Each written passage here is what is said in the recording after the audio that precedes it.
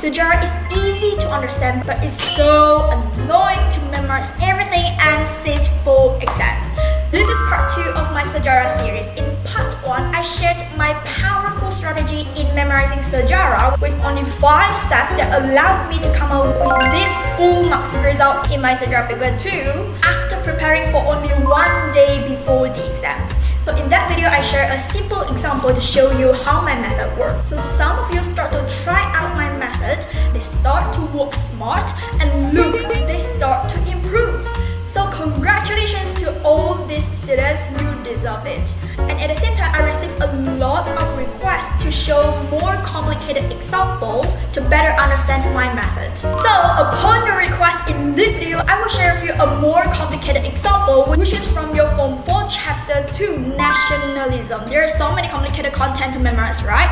So I take it as the example in this video to show you how my strategy works well in memorizing that kind of complicated content. And listen, most importantly, by the end of this video, I will tell you how to get my Sejarah notes and tutorial videos that will save you at least 100 hours in studying Sejarah. Especially for those who are at the last minute before the exam, this could be a life-saving materials for you. So make sure you watch this video to the end. Alright, so let's check it out. And so this is how I teach in my tutorial videos. I will first very quickly explain the context to you. And please don't skip this because you need the understanding for you to form a complete sentence. And then second, I will teach you how to remember those contents so that you can come out with a whole essay. Alright, so let's go into 2.3, Perkembangan Nasionalisme di Asia. So first one, di India. So India, mereka tak nak dijajah oleh British. So nasionalisme di India ni kita ada 3 stage. Stage pertama, stage kedua dan stage ketiga. So in the first stage, mereka fokus pada isu sosial agama, iaitu mereka kata kita kena cinta kepada budaya tempatan. Okay, this is the first stage. The second stage, there are some smart people out there. Golongan intelektual, mereka menubuhkan pertubuhan politik. Contohnya Kongres Kebangsaan India ataupun Englishnya INC. Okay, so this is the second stage, pertubuhan politik. The third stage is quite aggressive because mereka mengadakan gerakan bersifat keras.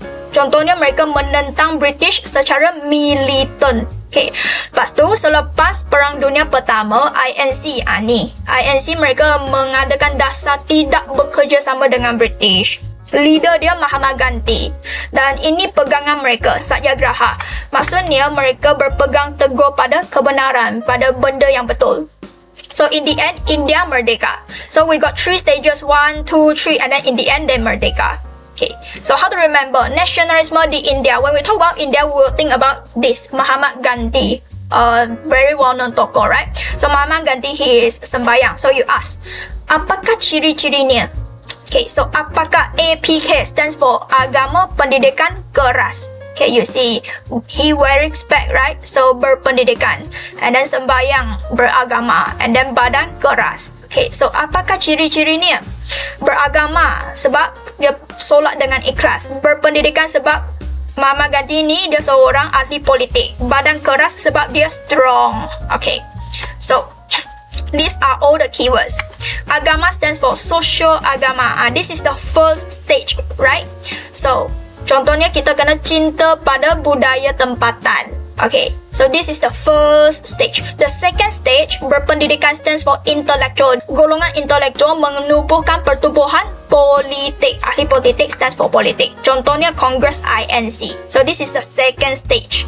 Okay, the third stage here, badan keras stands for gerakan bersifat keras. Strong because mereka menentang British secara militan. So this is the third stage. Okay, so after that, INC ni, INC mereka mengadakan dasar tidak bekerjasama dengan British. Lepas tu leader dia Mahatma Gandhi.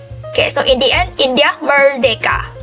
Okay, so cara susun jawapan macam ni, line by line. This is the first stage, the second stage, and the third stage. Okay, so here we got total at least 9 marks. Okay, so this is for nationalism di India. So this is the linker lah. When we talk about India, we will think about Mahatma Gandhi. Okay, so the highlighted part is the one that I label out just now. So this is how I teach in my tutorial videos in my materials. So later on, I will tell you how to collect them. So now let's look at how like and what you will get from my materials. So for this set of materials, we focus on paper 2, which is your essay and structural question. This is how it looks like. I arrange everything nicely, topic by topic. So when you click into all these files, you will see the tutorial videos and the notes for that certain topic.